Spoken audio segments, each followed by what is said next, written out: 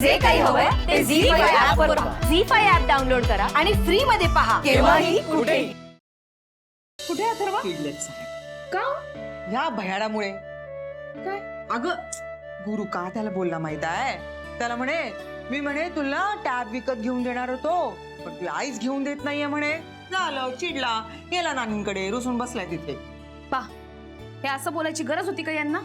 तू मला पैसे देणार होता फ्रेंड्सना पार्टी देण्यासाठी, त्याचं काय झालं रे? काय आता परत कुठून पार्टीशन आहे? कसली पार्टी? काय बोलतेस परत? असं काय करतोस यार गॅरी? मी तुला सांगितलं होतं मला माझ्या फ्रेंड्सना पार्टी द्यायची आहे. शनाया असं काय करतेस यार? काल तू अचानक मोबाईल घेतलास, मला अथर्वला सुद्धा एक छोटं गिफ्ट द्यावं लागलं. तू घे वेळ आणि मग पैसे जमले की मला सांग, मगच मी येईन. ओके बा. या पहा आत्ता आल्या झेंडे लावून गावभर. ही रोज उंडराल. आज माहितीये काय केलं तिने? तू गेल्या बरोबर ही गेलीये बाहेर. जरी बरीच झाली तुझी. चल काम कर, चल कामाला बस.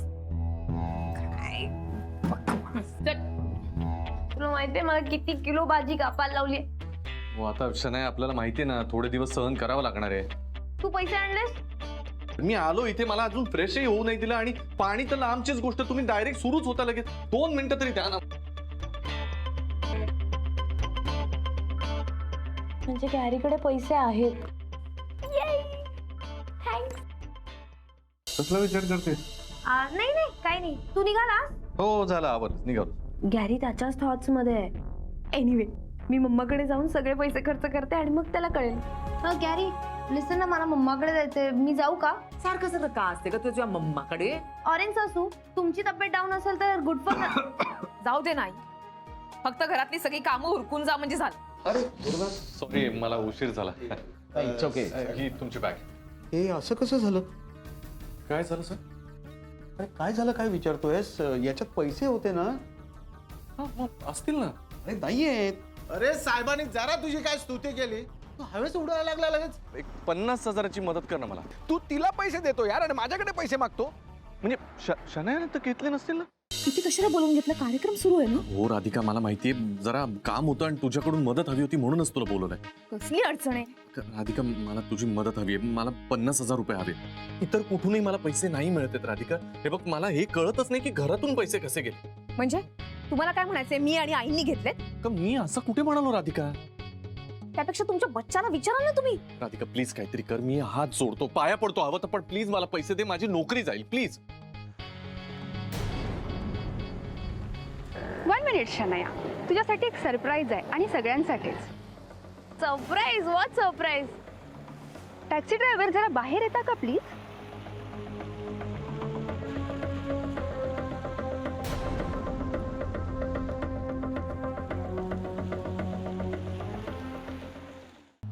मस्त झालं, चला.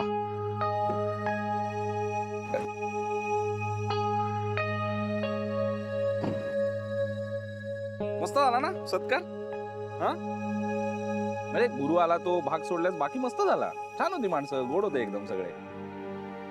मुळात त्यांनी गुरुला कशाला आत घेतलं, त्याचा कशाला सत्कार केला हेच कळलं नाही मला. त्यात गुरु काय बोलत होता ते काय पटत नव्हतंच मला आणि रोख कळत होता त्याचा. होय सत्कार मूर्ती काय गुरु असं बोलला म्हणून अपसेट आहेस? हा मग काय अपेक्षा काय होती तुझी राधा? गुरु तुझ्याबद्दल चांगलं बोलेल, स्तुती करेल तुझी, हा तुझ्यावर एखादा रॅप लिहिलं आणि गाईल तो. काय अपेक्षा काय होती? माझं म्हणणं इतकंच आहे, तुम्हाला जर माझा राग येतो ना तर बोला ना माझ्याशी. अशी 4 चौघात कशाला शोभा करायची? जोपर्यंत यांना पैसे हवे होते ना तोपर्यंत गोड गोड बोलले आणि त्याच्यानंतर आले पुन्हा मूळ स्वभावावरती. पण यात तुझी काहीच चूक नाहीये का? काय चूक आहे माझी? कारण राधा तूही अशी साधी बोळी आहेस ना, हे त्याला माहिती आहे आणि ह्याचाच फायदा उचलतो तो. प्रत्येक वेळेला त्याने ह्याचा वापर करून घेतलाय ना, अजूनही तेच करतोय राधा तो. पण मला एक कळत नाही, तू का नाही स्टँड घेतला? म्हणजे तू नाही म्हणायचं, तू का नाही म्हणालीस नाही? काय झालं असतं त्याच्यामुळे? सांग ना काय झालं असतं? हा हे पुन्हा अडचणीत आले असते आणि यांची नोकरी गेली असती. मग जाऊ दे ना. तू का प्रत्येक वेळेला समोरच्याचा विचार करायचा राधा? नाही मला उत्तर दे, मला खरंच उत्तर दे राधा. तू का नाही स्टँड घेतलास? तू असं का नाही सांगितलंस की आता माझ्याकडे नाही आहेत पैसे? नाही, मला नसतं जमलंय. हे काय किंवा कोणी काय, कोणी अडचणीत असलेलं नाही बघवत मला. नाही आणि सौमित्र तो मुद्दा नाहीच आहे. आता मुद्दा हा आहे की यांनी घरी पैसे ठेवले होते तर मग ते गेलेत कुठे? याचं आता तरी मला एकच उत्तर सुचतंय, जोपर्यंत गुरुच्या आयुष्यात तो बच्चा आहे ना तोपर्यंत काहीही जाऊ शकतं. अगं बुद्धी गेली त्याची, पैसा काय बरोबर आहे, हे आपल्याला कळतंय, पण यांना कधी कळणार आहे कोणाच ठाऊक. गुरुलाही काही कळत नाहीये, तुलाही काही कळत नाहीये, मला तर काहीच कळत नाहीये. काय बोलतोस तू हे? म्हणजे बघ राधा, सिंपल गोष्ट सांग. म्हणजे आतापर्यंत आपण बऱ्याचदा हे बोललोय, पण it's a high time Radha.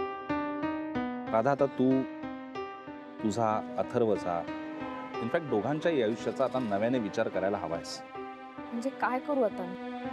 म्हणजे राधा आता मूव ऑन हो ना या सगळ्यावरून. काय म्हणजे आतापर्यंत प्रत्येक वेळेला मदत केलीस ना तू गुरुला, त्याला हवं ते करू दिलंयस ना.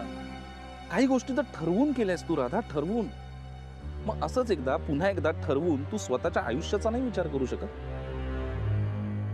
राधा? तुझं सुद्धा भविष्य आहे ना, त्यात तुझ्या साथीला एवढी छान छान माणसं आहेत, त्यांच्या साथीने पुढे जा ना आता.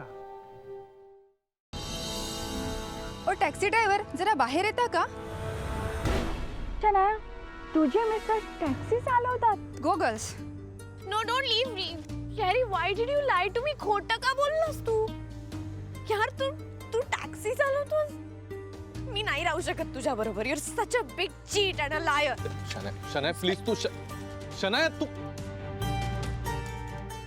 शनाया प्लीज यार, मला एकदम ती जा म्हणाली ना. एक मिनिट, जस्ट गेट आउट. तुम्ही मला just get out. Get out. थांब गुरु. ती दुसरी बायको शनाया पैताड. तू टॅक्सी चालवते ना म्हणून गेली तुला सोडून. आई काही सोडून बिडून गेलेली नाही, कळलं ना? शनाया फक्त चिडली आहे माझ्यावर, ओके? आणि येणार आहे ती, परत येणार आहे. मला विश्वास आहे शनायावर.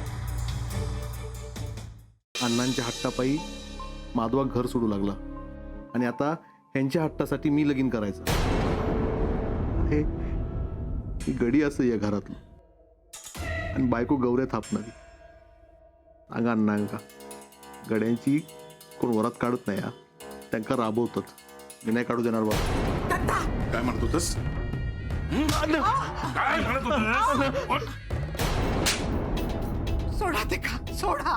गपराव, एक हातून निसटलो, यो पण पावलावर पाऊल ठेवणार असत तर जीवानिशीच आहेत. काय सांगत होतास? वरात नको? अरे अण्णा नायकाची इज्जत तुझ्या जीवापेक्षा मोठी हाय. कोण असस तू? गडी म्हणवतस ना? मग हे गड्यांनी फक्त ऐकायचं, कळलं?